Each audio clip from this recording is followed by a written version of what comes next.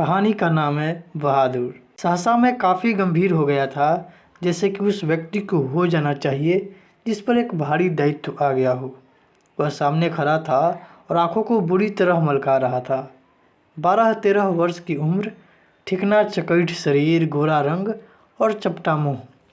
वह सफ़ेद नेकर, आधी बाह की सफ़ेद कमीज और भूरे रंग का पुराना जूते पहने था। उसके गले में स्काउटों की तरह एक रुमाल बंधा था। उसको घेरकर परिवार के अन्य लोग खड़े थे। निर्मला चमकती दृष्टि से कभी लड़के को देखती और कभी मुझको और अपने भाई को। निश्चय ही वह पंच बराबर हो गई थी। उसको लेकर मेरे साले साहब आए थे। नौकर रखना कई कारणों से बहुत ज़रूरी हो गया था। मेरे सभी भाई और रिश्तेदार अच्छे ओहदे पर थे। उन सभी के यहाँ नौकर थे। जब मैं बहन की शादी में घर गया तो वहाँ नौकरों का सुख देखा। मेरे दोनों भाभियाँ रानी की तरह बैठकर चरपहियाँ तोड़ती थी, जबकि निर्मला को सवेरे से उठकर रात तक खटना पड़ता था। मैं ईर्ष्या से जल गया। इसके बाद नौकरी पर आया तो निर्मला ने दोनों जूने नौकर चाकर की माला जपने लगी। उसकी तरह अभागीन और दुखिया स्त्री और कोई इस दुनिया में होगी? वे लोग दूसरे होते हैं जिनके भाग्य में नौकर का सुख होता है। पहले साले साहब ने उसका किस्सा सुनाया। वह एक नेपाली लड़का था जिसका गांव नेपाल और बिहार के सीमा पर था। उसका बाप युद्ध में मारा गया था। उसकी माँ सारे परिवार का भरण पोषण करती थी। माँ उसकी बड़ी गुस्सैल थी और उसको बहुत मारती थी। माँ चाहती थी कि लड़का घर के काम धाम में हाथ बटाए, जबकि वह पहाड़ या जंगल में निकल जाता और पेड़ों पर चढ़कर चिड़िया के घोंसले में से चिड़िया के बच्चे पकड़ता या फल तोड़कर खाता। कभी कभी वह पशुओं को चराने के लिए ले जाता था। उसने एक बार उस भैंस को बहुत मारा जिसको उसकी माँ बहुत प्यार करती थी, और इसलिए वह बहुत चिढ़ता था। मार खाकर भैंस भागी भागी उसकी माँ के पास चली गई, जो कुछ ही दूरी पर एक खेत में काम कर रही थी। माँ का मत्था ठनक गया। बेचारा बेजवान जानवर चरना छोड़कर यहाँ क्यों आएगा? ज़रूर उसने उसको काफ़ी मारा है। वह गुस्से से पागल हो गई। जब लड़का आया तो माँ ने भैंस की मार का काल्पनिक अनुमान करके एक डंडे से उसको धूनी पिटाई कर दी और उसको वहीं कराहता हुआ छोड़कर घर लौट आई। लड़के का मन माँ से फट गया और वह रात भर जंगल में छिपा रहा। जब सवेरा होने को आया तो वह घर पहुँचा और किसी तरह अंदर चोरी चुपके घुस गया। फिर उसने घी की हंडिये में हाथ डालकर माँ के रखे रुपये में से 2 रुपये निकाल लिए और अंत में वह 9-2-11 हो गया। वहाँ से 6 मील की दूरी पर बस स्टेशन था, जहाँ गोरखपुर जाने वाली बस मिलती थी। तुम्हारा नाम क्या है जी? मैंने पूछा। दिल बहादुर साहब। उसके स्वर में एक मीठी झंझनाहट थी। मुझे ठीक ठीक याद नहीं कि मैंने उसको क्या हिदायतें दी। शायद यह कि शरारतें छोड़कर ढंग से काम करे और इस घर को अपना घर समझे। इस घर में नौकर चाकर को बहुत प्यार और इज्जत से रखा जाता है। जो सब खाते पहनते हैं वही नौकर खाते पीते हैं और पहनते हैं। अगर वह यहाँ रह गया तो ढंग शऊर सीख जाएगा, घर में और लड़के की तरह पढ़ लिख जाएगा। निर्मला ने उसी समय कुछ व्यवहारिक उपदेश दे डाले। इस मोहल्ले में बहुत तुच्छ लोग रहते हैं। वह न किसी के यहाँ जाए और न किसी के यहाँ काम करे। कोई बाजार से कुछ लाने को कहे तो वह अभी आता हूँ कहकर अंदर खिसक जाए। उसको घर के सभी लोग से सम्मान और तमीज से बोलना चाहिए और बहुत सी बातें। अंत में निर्मला ने बहुत ही उदारतापूर्वक लड़के के नाम से दिल शब्द उड़ा दिया। परंतु बहादुर बहुत ही हंसमुख और मेहनती निकला। उसकी वजह से कुछ दिनों तक हमारे घर में वैसा ही उत्साहपूर्ण वातावरण छाया रहा जैसा कि प्रथम बार तोता, मैना या पिल्ला पालने पर होता है। सवेरे सवेरे मोहल्ले के छोटे छोटे लड़के घर के अंदर आकर खड़े हो जाते और उसको देखकर हंसते, तरह तरह के प्रश्न करते। तुम लोग छिपकली को क्या कहते हो? तुमने शेर देखा है? ऐसी ही बातें। उससे पहाड़ी गाने की फरमाइश की जाती। घर के लोग भी इससे इसी प्रकार की छेड़खानियाँ करते थे।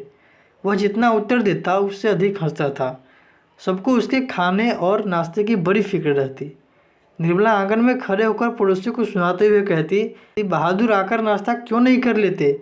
मैं दूसरी औरतों की तरह नहीं हूँ जो नौकर चाकर को तलती भूनती है। मैं तो नौकर चाकर को अपने बच्चे की तरह रखती हूँ। उन्होंने तो साफ साफ कह दिया है कि 100-150 महीनवारी उस पर भले ही खर्च हो जाए, पर तकलीफ़ उसको जरा भी नहीं होनी चाहिए। एक नेकर कमीज तो उसी रोज़ लाए थे और भी कपड़े बन रहे हैं। धीरे धीरे वह घर के सारे काम करने लगा। सवेरे ही उठकर वह बाहर नीम के पेड़ से दातुन तोड़ लाता। वह हाथ का सहारा लिए बिना कुछ दूर तक तने पर दौड़ता हुआ चढ़ जाता। मिनट भर में वह पेड़ की फुलई पर नजर आता। निर्मला छाती पीट कर कहती, अरे रीछ बंदर की जात, कहीं गिर गया तो बड़ा बुरा होगा। वह घर की सफाई करता, कमरे में पोछा लगाता, अंगीठी जलाता, चाय बनाता और पिलाता। दोपहर के कपड़े धोता, बर्तन मलता। वह रसोई बनवाने की जिद करता, पर निर्मला स्वयं सब्जी और रोटी बनाती। निर्मला को उसकी बड़ी फिक्र रहती थी। उसकी उन दिनों तबीयत ठीक नहीं रहती थी, इसलिए वह कुछ दवा ले रही थी। बहादुर उसको कोई काम करते देखकर कहता था, माताजी मेहनत ना करो, तकलीफ बढ़ जाएगा। वह कोई भी काम करता होता, समय पर हाथ धोकर भालू की तरह दौड़ता हुआ कमरे में जाता और दवाई का डिब्बा निर्मला के सामने लाकर रख देता। जब मैं शाम को दफ्तर से आता तो घर में सभी लोग मेरे पास आकर दिन भर के अपने अनुभव को सुनाते थे। बाद में वह भी आता। वह एक बार मेरी ओर देखकर सिर झुका लेता और धीरे धीरे मुस्कुराने लगता। वह किसी बहुत ही मामूली घटना का रिपोर्ट देता। बाबूजी, बहन जी का एक सहेली आया था, या बाबूजी, भैया सिनेमा गया था। उसके बाद वह इस तरह हंसने लगता जैसे वो बहुत ही मज़ेदार बात कह दी हो। मैं उससे बातचीत करना चाहता था, पर ऐसी इच्छा रहते हुए भी मैं जानबूझकर बहुत गंभीर हो जाता था और दूसरी तरफ देखने लगता था। निर्मला कभी कभी उससे पूछती थी, बहादुर तुमको अपनी माँ की याद आती है? नहीं। क्यों? वह मारता क्यों था? इतना कहकर वह खूब हंसता जैसे मार खाना खुशी की बात हो। तब तुम अपना पैसा माँ के पास कैसे भेजने को कहते हो? माँ बाप का कर्जा तो जन्म भर भरा जाता है। और फिर हंसना था। निर्मला ने उसको एक फटी पुरानी दड़ी दे दी थी। घर से वह एक चादर भी लाया था। रात को काम धाम करने के बाद वह भीतर बरामदे में एक टूटी हुई बांस खट पर अपना बिस्तर बिछाता था। बिस्तर पर बैठ जाता और जेब में से कपड़े की एक गोल सी टोपी निकालकर पहन लेता, जो बाईं ओर काफ़ी झुकी रहती थी। फिर वह छोटा सा आईना निकालता, बंदर की तरह उसमें अपना मुंह देखता। वह बहुत ही प्रसन्न नजर आता था। इसके बाद कुछ और भी चीज़ें उसके जेब से निकलकर उसके बिस्तर पर सज जाती थी। कुछ गोलियां, पुराने ताश की एक गड्डी, कुछ खूबसूरत पत्थर के टुकड़े, ब्लेड, कागज़ की नाव। वह कुछ देर तक उससे खेलता, उसके बाद धीमे धीमे स्वर में गुनगुनाने लगता। उनकी पहाड़ी गानों का अर्थ हम समझ नहीं पाते थे, पर उनकी मीठी उदासी सारे घर में फैल जाती, जैसे कोई पहाड़ की निर्जनता अपने किसी बिछड़े हुए साथी को बुला रहा हो। दिन मज़े से बीतने लगा। बरसात आ गई थी। पानी रुकता था और बरसता था। मैं अपने को बहुत ऊंचा महसूस करने लगा था। अपने परिवार और संबंधियों के बड़प्पन तथा शान बान पर मुझे सदा गर्व रहा। अब मैं मोहल्ले के लोगों को पहले से भी तुच्छ समझने लगा। मैं किसी से सीधे मुंह बात नहीं करता, किसी की ओर देखता भी नहीं। दूसरे के बच्चों को मामूली सी शरारत पर डांट डपट देता था। कई बार पड़ोसियों को सुना चुका था, जिसके पास कलेजा है वही नौकर रखता है आजकल। निर्मला भी सारे मोहल्ले में शुभ सूचना दे आई थी। आधी तनख्वाह तो नौकर पर ही खर्च हो रही है, पर रुपया पैसा कमाया किस लिए जाता है? ये तो कई बार कह ही चुके थे कि तुम्हारे लिए दुनिया के किसी कोने से नौकर लाऊंगा, और वही हुआ। निसंदेश बहादुर की वजह से सबको आराम मिल रहा था। घर खूब साफ और चिकना रहता था, कपड़े चमचम सफ़ेद। निर्मला की तबीयत भी काफ़ी सुधर गई थी। अब कोई एक खड़ भी नहीं टकसाता था। किसी को मामूली काम करना होता तो वह बहादुर को आवाज़ देता, बहादुर एक गिलास पानी, बहादुर पेंसिल नीचे गिर गई है उठाना। इसी तरह की फरमाइशें। बहादुर घर में फिरकी की तरह नाचता रहता। सभी रात में पहले ही सो जाते थे और सवेरे 8 बजे के पहले न उठते थे। मेरा बड़ा लड़का किशोर काफ़ी शान शौकात और रौब दाब के रहने का कायल था, और उसने बहादुर को अपने कड़े अनुशासन में रखने की आवश्यकता महसूस कर ली थी। फलतः उसने अपने सभी काम बहादुर को सौंप दिए। सवेरे उसके जूते में पॉलिश लगनी चाहिए। कॉलेज जाने से ठीक पहले साइकिल की सफाई जरूरी थी। रोज ही उसके कपड़े की धुलाई और इस्त्री होनी चाहिए, और रात को सोते समय वह नित्य बहादुर से अपने शरीर की मालिश करवाता और मुक्की भी लगवाता। पर इतनी सारी फरमाइशों की पूर्ति में कभी कभी कोई गड़बड़ी भी हो भी जाती। जब ऐसा होता, किशोर गर्जन तर्जन करने लगता और उसको बुरी बुरी गालियाँ देता, उस पर हाथ छोड़ देता। मार खाकर बहादुर एक कोने में खड़ा हो जाता, चुपचाप। देख वे, किशोर चेतावनी देता, मेरा काम सबसे पहले होना चाहिए, अगर एक काम भी छूटा तो मारते मारते हुलिया टाइट कर दूंगा। साला कामचोर, क्या करता है तू? बैठा बैठा खाता है। रोज ही कोई न कोई ऐसी बात होने लगी जिसकी रिपोर्ट पत्नी मुझे देती थी। मैंने किशोर को मना किया पर वह नहीं माना, तो मैंने यह सोचकर छोड़ दिया कि थोड़ा बहुत तो चलता ही रहता है। फिर एक हाथ से ताली कहाँ बजती है। बहादुर भी बदमाशी करता होगा, पर एक दिन जब मैं दफ्तर से आया तो मैंने किशोर को एक डंडे से बहादुर की पिटाई करते हुए देखा। निर्मला कुछ दूरी पर खड़ी हाँ हाँ करती हुई मना कर रही थी। मैंने किशोर को डांट कर अलग किया। कारण यह था कि शाम को साइकिल की सफाई करना बहादुर भूल गया था। किशोर ने उसको मारा और गालियाँ दी तो उसने उसका काम करने से इनकार कर दिया।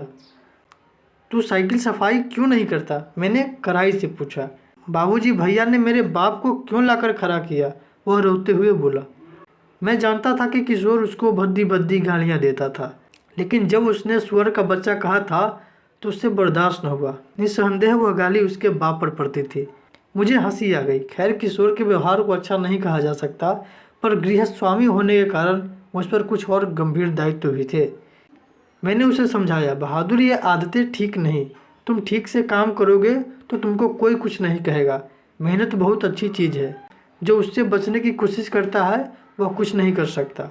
रूठना फूलना मुझे सख्त नापसंद है। तुम तो घर के लड़के की तरह हो। घर के लड़के मार नहीं खाते। हम तुमको जिस सुख आराम से रखते हैं वह कोई क्या रखेगा? जाकर दूसरों के घरों में देखो, पता लगे। नौकर चाकर भरपेट भोजन के लिए तरसते हैं। चलो अब सब खत्म करो, अपना काम धाम करो। वह चुपचाप सुनता रहा, फिर हाथ मुंह धोकर काम करने लगा। जल्दी ही वह प्रसन्न हो गया। रात में सोते समय वह अपनी टोपी पहनकर देर रात तक गाता रहा।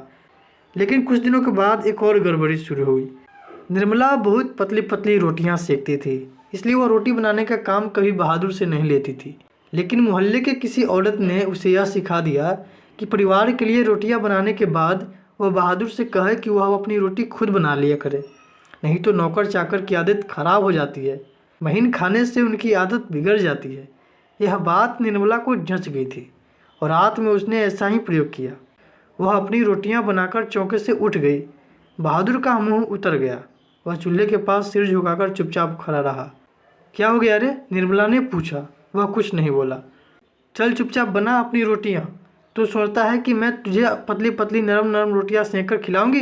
तू घर का अपना लड़का है। नौकर चाकर तो अपना बनाकर खाते ही रहते हैं। तीता तो इनको इसलिए लग रहा है कि सारे घर के लिए मैंने रोटियां बनाई। इनको अलग करके साथ भेद क्यों किया? वाह रे, इसके पेट में तो लंबी दाढ़ी है। समझ जा, रोटियां नहीं सेकेगा तो भूखा रहेगा। पर बहादुर उसी तरह खड़ा रहा तो निर्मला का गुस्से से बुरा हाल हो गया। उसने लपक कर उसके माथे पर 2-3 थप्पड़ जड़ दिए। सुअर कहीं के, इसलिए किशोर तुमको मारता है, इसी वजह से तुम्हारी माँ भी मारती होगी। चल बना रोटी। मैं नहीं बनाऊंगा। मेरी माँ भी इस घर के सारे रोटियां बनाकर मुझसे रोटी सेकवाती थी। वह रोने लगा। तो क्या मैं तेरी माँ हूँ कि तू मुझसे जिद कर रहा है? घर के लड़के के बराबर बन रहा है। मारते हुए मुंह रगड़ दूंगी। पर उसने अपने लिए रोटी नहीं बनाई। मुझे भी बड़ा गुस्सा आया। मैंने उसको डांटा और समझाया, पर वह नहीं माना। रात भर वह भूखा ही रहा, पर सवेरे उठकर वह पहले की तरह हंसने लगा। उसने अंगीठी जलाकर अपने लिए रोटियां सेंकी। अपनी बनाई मोटी और भद्दी रोटी को देखकर वह खिलखिलाने लगा। फिर रात की बची हुई सब्जी से उसने खाना खा लिया। लेकिन निर्मला का हाथ खुल गया था। वह उससे कुछ चिढ़ भी गई थी। अब बहादुर से कोई भी गलती होती तो वह उस पर हाथ चला देती। उसको मारने वाले अब घर में 2 व्यक्ति हो गए थे और कभी कभी एक गलती के लिए उसको दोनों मारते। बरसात बीत गई थी। आकाश दर्पण की तरह स्वच्छ दिखाई देता। मैंने बहादुर की माँ के पास चिट्ठी लिखी थी कि उसका लड़का मेरे पास मज़े में है और उसकी तनख्वाह के पैसे उसके पास भेज दिया करूँगा। लेकिन कई महीने के बाद भी उधर से कोई जवाब नहीं आया। मैंने बहादुर से कह दिया था कि उसका पैसा यहाँ जमा रहेगा, जब घर जाएगा तो लेता जाएगा। पर अब बहादुर से भूल गलतियाँ अधिक होने लगी। शायद इसका कारण मारपीट और गाली गलौज हो। मैं कभी कभी इसको रोकना चाहता था, फिर यह सोचकर चुप लगा जाता कि नौकर चाकर तो मारपीट खाते ही रहते हैं। एक दिन रविवार को मेरी पत्नी के एक रिश्तेदार आए। वे बीवी बच्चों के साथ थे। वे अपने किसी खास संबंधी के यहाँ आए थे, तो यहाँ भी भेंट मुलाकात करने के लिए चले आए थे। घर में बड़ी चहल पहल मच गई।